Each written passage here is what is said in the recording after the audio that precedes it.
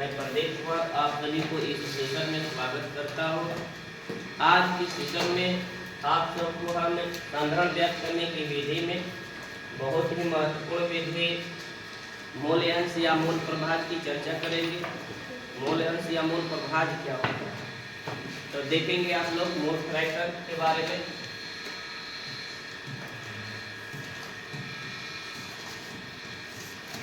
Heading लगाएंगे आप लोग मूल फ्रैक्शन, मूल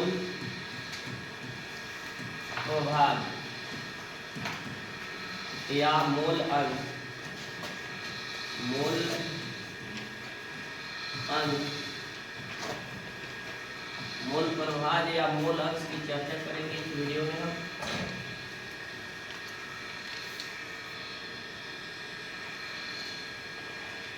हेडिंग लगाएंगे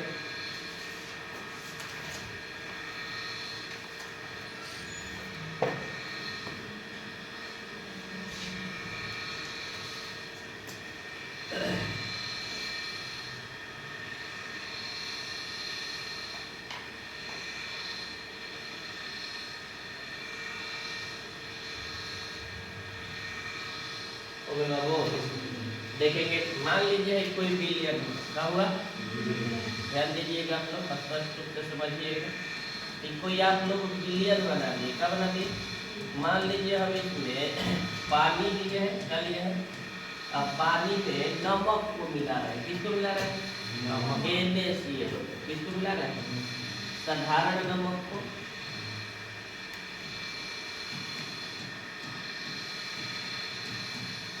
कौन सा नमक होगा वो? तो जब साधारण नमक को आप पानी में डालकर जो घोल रहे हैं या इसके साथ चीनी को ले लेते हैं, किनको ले लेते हैं? चलिए तो ये तो समझिए, उसके बाद बढ़ा लेंगे। ठीक, बहुत ही महत्वपूर्ण संधारण की विधि में है, ध्यान रखिएगा। परीक्षा में इससे संबंधित सवाल आते हैं बहुत माने मूललता, मूलांता, मूल्य इसमें महत्वपूर्ण रहता है। तो उसमें इसकी चर्चा करेंगे। कह रहा है कि किसी बिलियन में विलेय और विलायक, तो जो घुलता है उसको क्या कहते हैं आप लोग? विलेय। जिसके अंदर घुलता है विलायक, क्या कहते हैं बाबू? और जब दोनों एक मिल जाता है तो उसको क्या कहते हैं? तो तब जब दोनों को एक दूसरे में जोड़ देते हैं इसको विलेय कहते हैं। क्या कहते हैं? बोलिए थोड़ा सा लोग। बिलियन कहते हैं। क्या कहते हैं? तो कह रहा है कि मूल अंश या मूल प्रभाज क्या? मूल अंश या मूल प्रभाज क्या है? तो इसमें चलेंगे। कह रहा है कि किसमें है दोनों? दोनों किसमें है बताइए? बिलियन में दोनों है। विलेय और विलायक कहाँ पर मौजूद है? बिलियन में मौजूद है ना।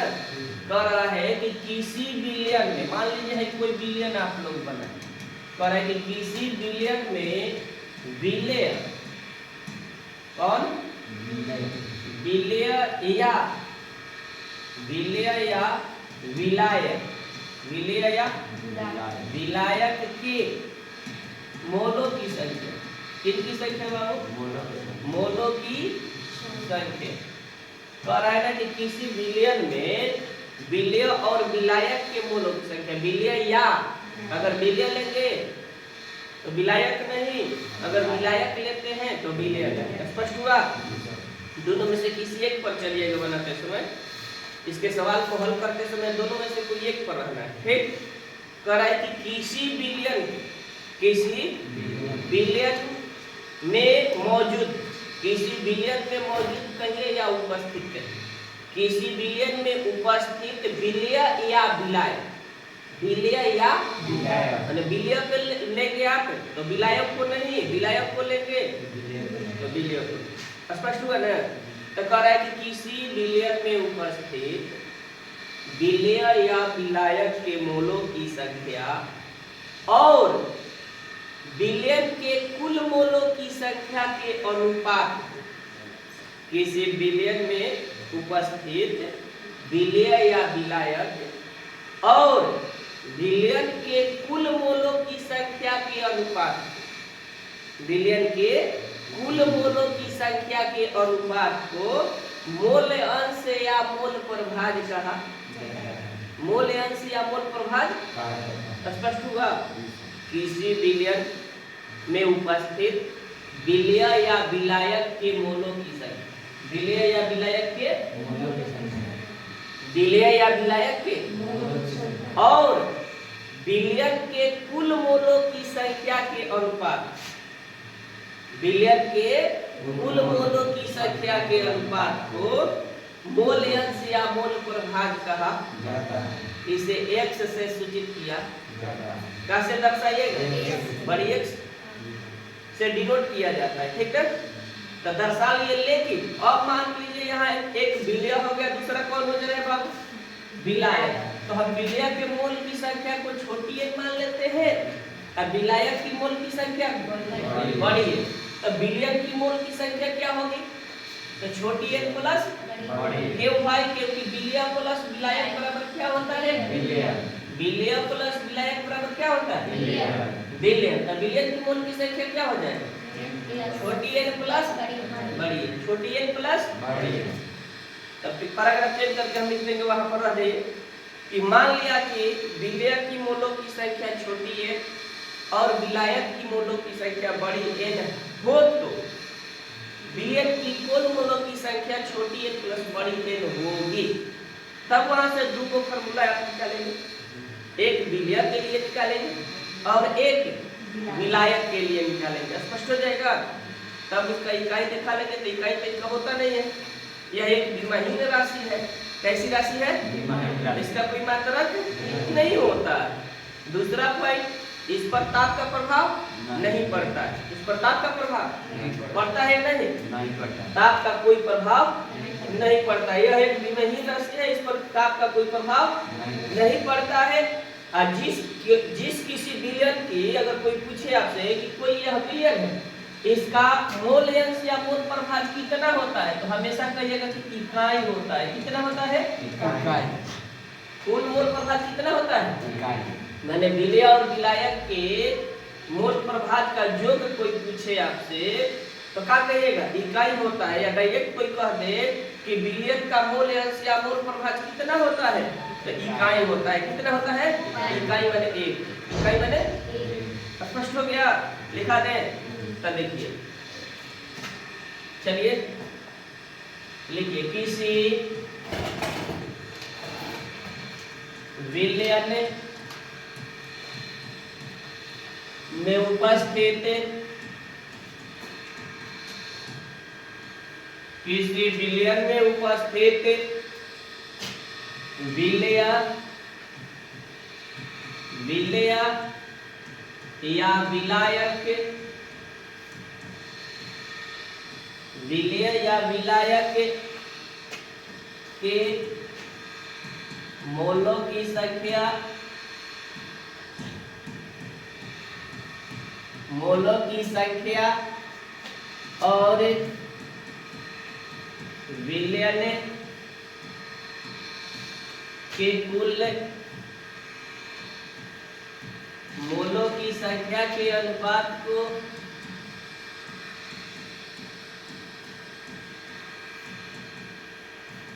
मोलों की संख्या के अनुपात को,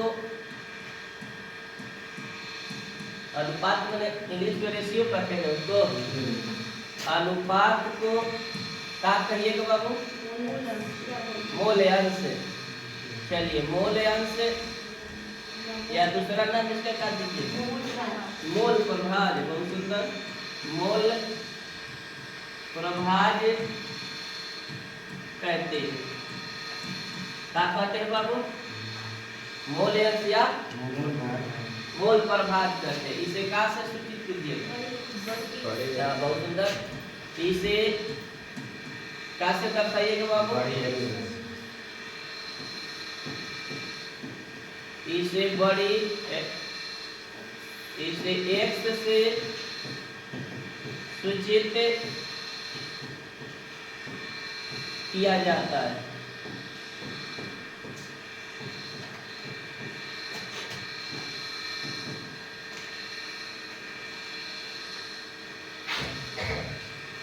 कहाँ से दर्शाइएगा बाबू, बड़ी x से सूचित किया जाता है। अब आप लोग फार्मूला बनाते हैं इसका, तो पैराग्राफ चेंज करके आप लोग लिखेंगे मान लिया कि मान बढ़ जाए, चलिए मान लिया कि विलेय के मोलों की संख्या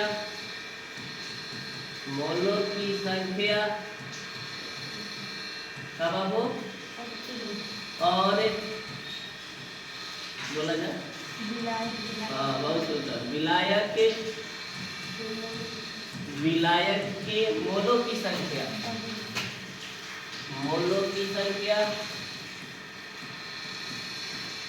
बाबा बाबू बहुत सुंदर, बड़ी है ना, बड़ी है हो तो विलियन के कुल ना, विलियन के कुल मोलों की संख्या कितना बाबू? हाँ बहुत सुंदर, छोटी एन प्लस बड़ी एन होगी ना बाबू। तो देखिए कह रहे हैं आप लोग कि विलेय के मूल की संख्या को अब क्या मान लिए? छोटी है। अब विलायक के मूल की संख्या को तो विलेय प्लस विलायक बराबर क्या होता है? जब विलियन होता है तो विलियन के कुल मोलों की संख्या दोनों आपस में क्या कर देगा? विलेय और विलायक की मोल की संख्या को आपस में जोड़ दीजिएगा आप लोग, तो आप लोगों को क्या मिल जाएगा? विलियन के कुल मोल की संख्या मिल जाएगा। विलियन के विलियन किससे बना होता है भाई? विलियन बना होता है विलेय और विलायक से। तो विलेय की मोल की संख्या और विलायक की मोल की संख्या को हम ऐड कर दें, जोड़ दें, तो आपको क्या मिल जाएगा? विलियन की मोल की संख्या मिल जाएगी। अब बात रहा कि इसे फार्मूला बना दे। थ्योरी में क्या कह रहा था कि किसी विलियन में उपस्थित विलेय या विलायक, अगर विलेय लेंगे तो विलायक ना, विलायक लेंगे तो विलेय, तो दोनों के लिए अलग अलग फार्मूला है। स्पष्ट हो गया? तो पहले बनाते हैं किसके लिए? विलेय के लिए। किसके लिए? चलिए देख लीजिए थोड़ा, चलिए पहला फार्मूला आपका हो गया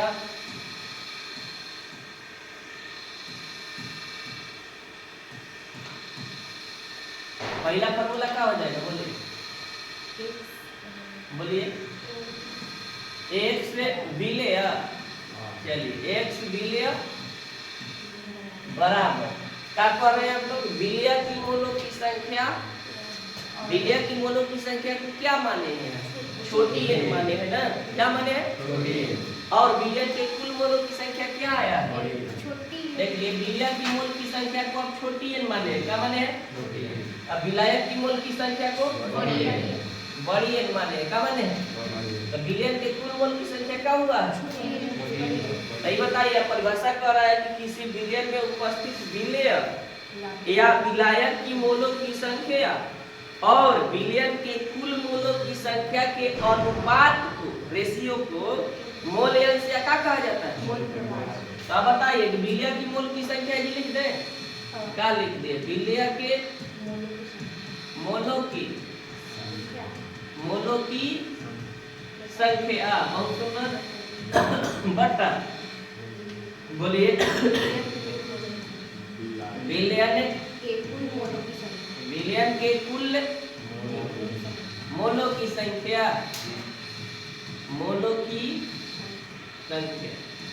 या कभी बड़ी डाउट होगा।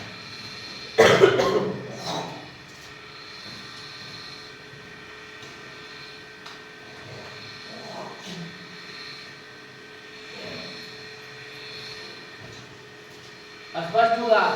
अच्छा ये बताइए, इसको इंग्लिश में लिख रहे हैं हम लोग का सॉल्यूट ना हो बाबू। अच्छा विलेय की मोल की संख्या को आप क्या माने हैं? छोटी एन, बहुत सुंदर। अब विलायक के विलेय के कुल मोल की संख्या आपकी क्या है? देख लीजिए यहाँ से, छोटी एन प्लस बड़ी एन। याद रहेगा ये फार्मूला हमेशा। कभी आपको विलेय के मोल अंश निकालना हो तो याद रखेंगे, बन जाएगा। विलेय के मोल अंश या मोल प्रभाज बराबर क्या होता है? छोटी एन बटा छोटी एन प्लस। विलय के मोल अंश या मोल प्रभाज की फार्मूला बोलिए आप लोग। छोटी एन प्लस याद हो गया। विलय का मोल अंश या मोल प्रभाज बराबर छोटी एन बटा छोटी एन प्लस बड़ी एन, माने विलय के मोलों की संख्या बटा विलय के कुल मोलों की संख्या का अनुपात, यही ना। चल बढ़ जाइए, दूसरा फार्मूला निकाल दे। हाँ बनाते चलिए तब ना, बनाते चलिए। रुकिएगा तो रुके रह जाइएगा।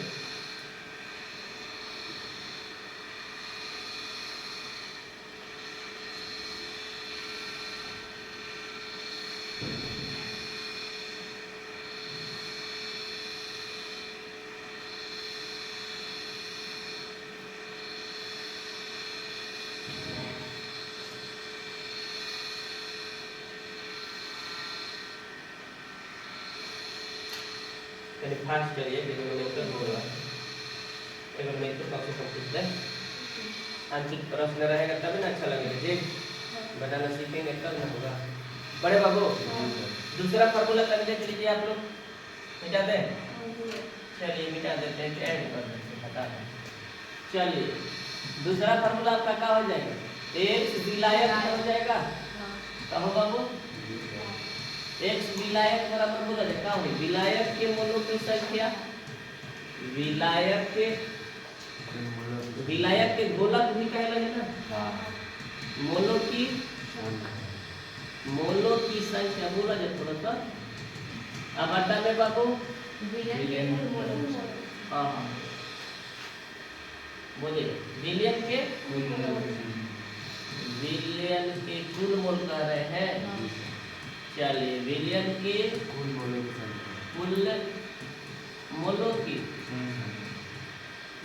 की संख्या, या विलियन के मोलों की संख्या भी लिखेंगे तो कोई दिक्कत नहीं, कि बिल्कुल होता है।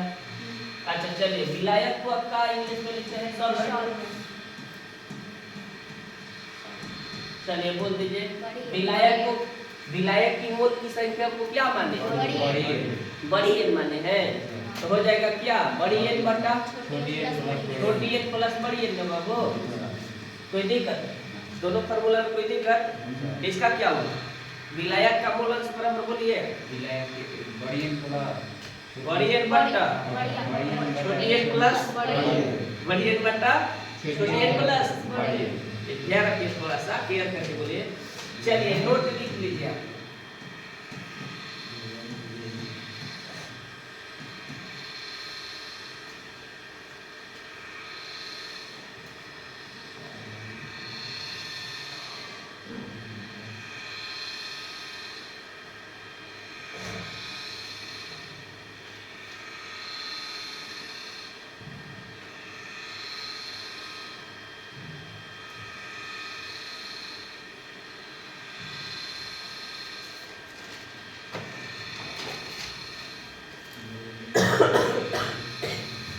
वीडियो जब आप मतलब क्या खराब हो तो क्या चलते हो तेज निकाला है।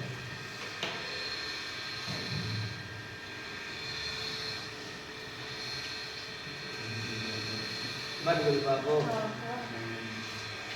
बढ़े।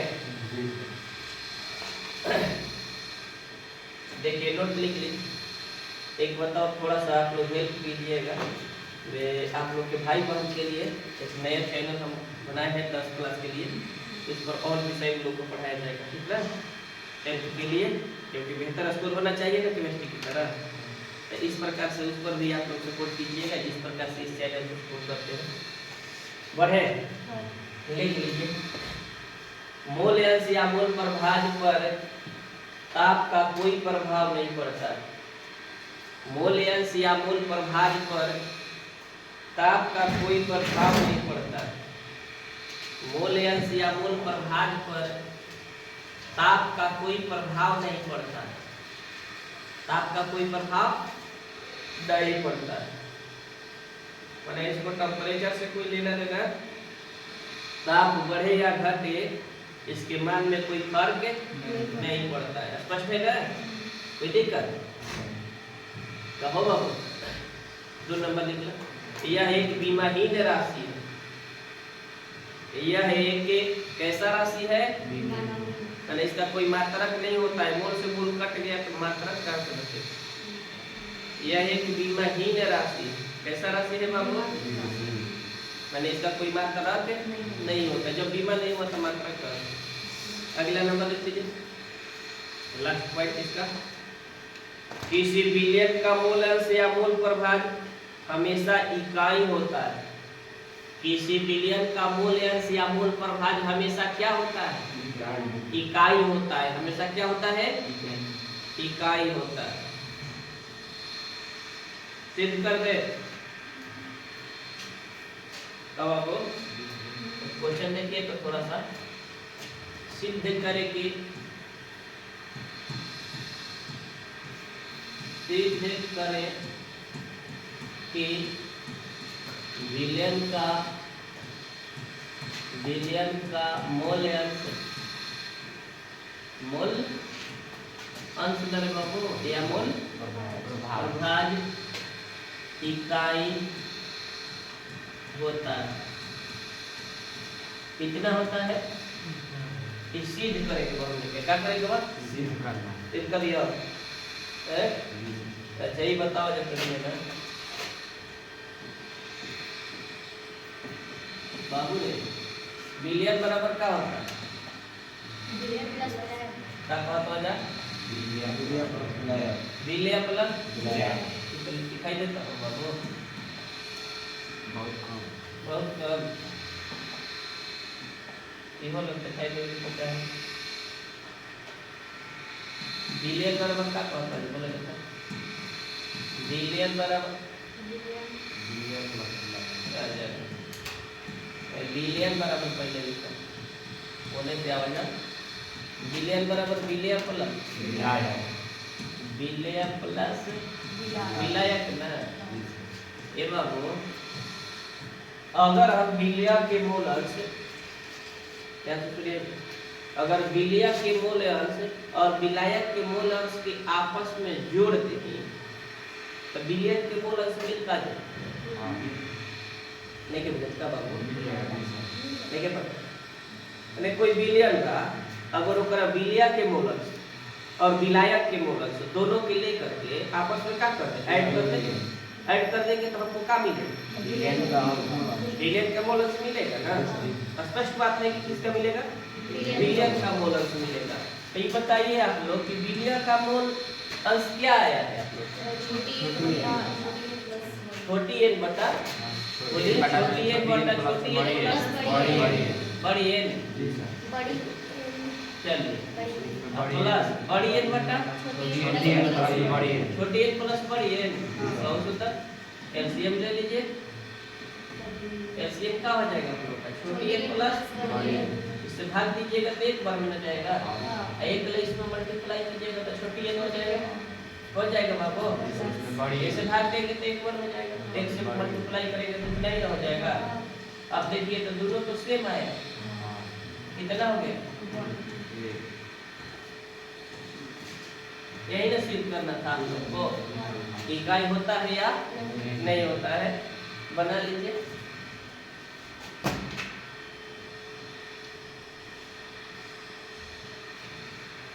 चलिए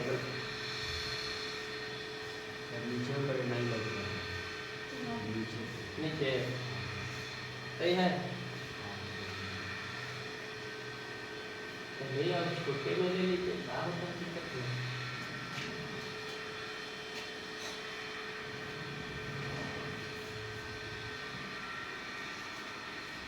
कलम खींचिए आप लोग।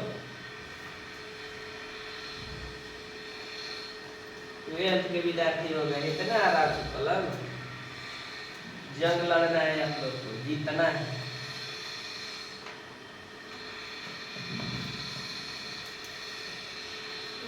हौसलों से उड़ान होती है, पंखों से नहीं। कोई पंख से चाहे टूट जाएंगे जब तक उसके अंदर हौसला न हो। अपना अंदर हौसला रखिए आप लोग, ठीक है? ऊंचाई तक जाने का प्रयास कीजिए, जाइएगा जरूर। एक न्यूमेरिकल बोलते हैं, इसी आधारित बना के दिखाइए। बोले कह रहा है कि एक कोई बिलियन है, सुनिए ध्यान से। कह रहा है कि कोई एक विलयन है जिसमें बेंजीन का 30% द्रव्यमान, बेंजीन का कितना परसेंट? 30%, प्रतिशत तो पकड़ा जी द्रव्यमान किसमें मौजूद है? कार्बन टेट्रा क्लोराइड, किसमें? CCl4, carbon tetra chloride. तो कह रहा है कि बेंजीन का मोल अंश या मोल प्रभाग क्या है? बेंजीन का मोल अंश या मोल प्रभाग ये तो हमसे ये कहीं पूछा है केवल बेंजीन ही। अगर दोनों का पूछता तब पर भी वो सही बनाते, एक के पूछेगा तब पर भी उसी तरह। सवाल थोड़ा लिखिए, लंबा होगा। लिखिए, एक बिलियन में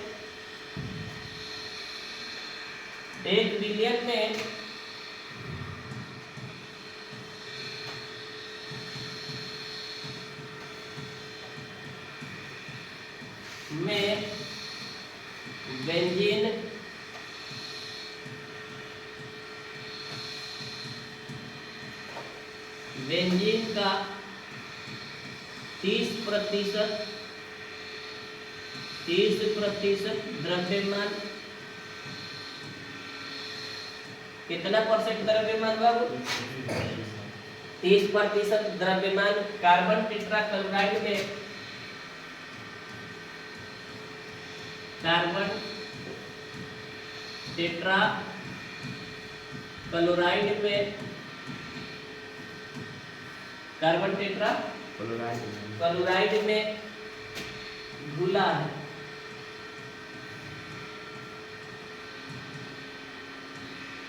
तो कार्बन टेट्रा क्लोराइड में घुला है तो बेंजीन का मोल अंश क्या होगा?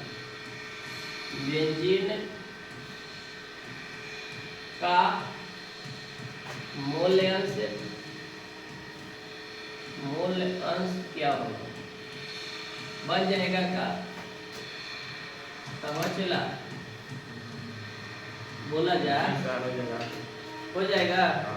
सबसे पहला काम हम लोग का है, ऐसा सवाल मिले तो सबसे पहले विलय और विलायक के मोल अंश निकालिए, मोल की संख्या निकालिए। कितनी संख्या? मोल की संख्या बराबर क्या होता है? पदार्थ की मात्रा बटा अणु भार, पदार्थ की मात्रा बटा। तो बताइए परसेंट जब लगा है तो विलयन का भार 100 ग्राम होगा। विलयन का भार कितना होगा? 100 ग्राम। हम लिख देगा यहाँ पर क्योंकि विलयन का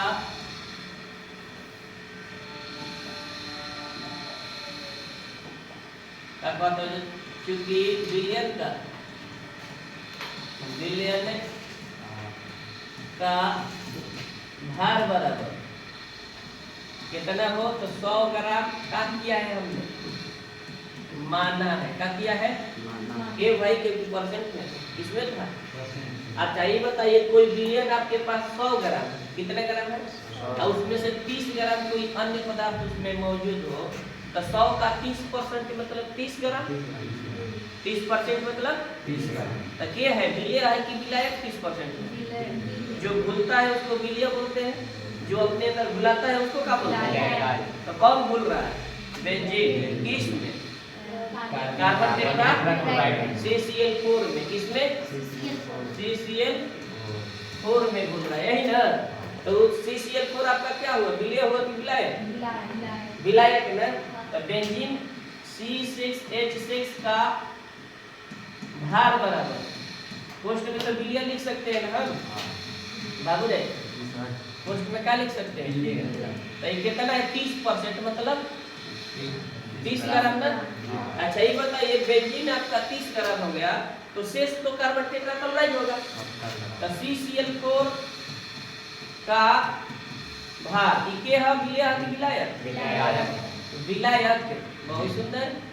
विलायक का भार कितना? तो 100 माइनस 30 बाबू ना, तो 70 ग्राम हो जाए। अच्छा ये बताओ जो विलय और विलायक के भार मिल गए तो अणु भार निकालना जा, मोल की संख्या निकाले के कहले जानो कि पदार्थ की मात्रा बट्टा अणु भार, पदार्थ की मात्रा बट्टा तो अणु भार निकलवा जा तब न मोल निकलवा जा। तब विलय के रूप में के बाबू? बेंजीन। तो बेंजीन C6H6 का अणु भार बोला जा कितना है? एक कार्बन के 12 फैलवा जा तो 6 गो 72। अब प्लस एक हाइड्रोजन के एक भार है तो कितना 6 गो के 6 न रे बबुआ टोटल कितना होई ग्राम प्रति देखा जा ग्राम से ग्राम प्रति कितना बची है मोल बची ना। दूसरा के बाद CCl4 का अणु भार। अच्छा ये बताओ जा कार्बन का हो गलो कितना 12 एगो क्लोरीन को होला 35.5 तो 4 गो के कर दे 35 ले 4 ले गुना करके फिर 2 बढ़ा दो जा 35 चौक 140 और 2 142 सही ना हो रहा है देख लीजिएगा थोड़ा सा 2 2 4 हो गया 54 ग्राम प्रति इनमें कोई दिक्कत है। अब का निकाल दे का निकाल दे मोलों की संख्या निकाल दे छोटा कर रहे तो कोई दिक्कत नहीं ना दिखाई दे रहा है उसमें। चलिए अब यहाँ देखिए छोटी एन पहले निकाल लेते हैं। छोटी एन क्या है तो बेंजीन C6H6 यही है बाबू। तो छोटी एन निकालेंगे तो बिलिया का भार बटा बिलिया का अणु भार तो बिलिया का भार कितना आया है कितना है बोलिए आप लोग 30 है ना कितना है बाबू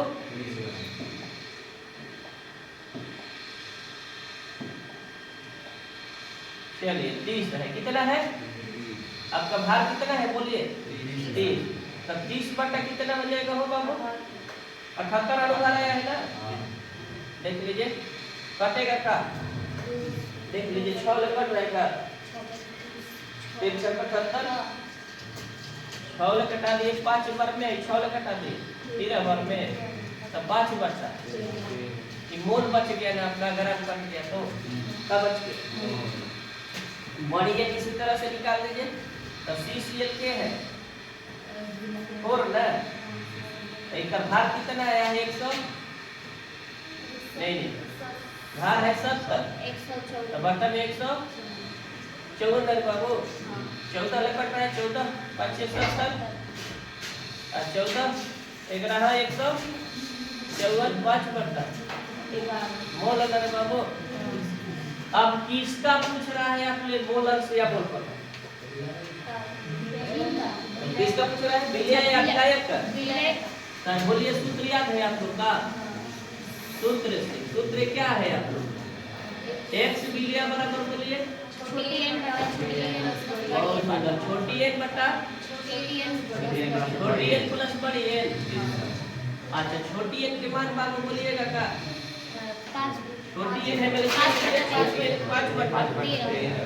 बटा 13 कर रहे हैं हाई में बटा हुआ आपका ना 5 बटा 13 प्लस 5 बटा 11 नीचे वाला को पहले कैलकुलेट कीजिए आप जेब का 13 छोड़ दीजिए 5 बटा इसमें आइएगा तो एलसीएम कितना हो जाएगा 13 इकट्ठे तो लाइक है नहीं तो 13 दान 30 से 13 143 हो जाएगा अरे एलसीएम दो ना करेगा 13 दान 30 से 143 तो 13 ले कटाइएगा तो 11 हो जाएगा ना तो 11 बचे 55 प्लस अब इसे भाग दीजिएगा तो 13 हो जाएगा 13 बचे 65 टोटल कीजिए।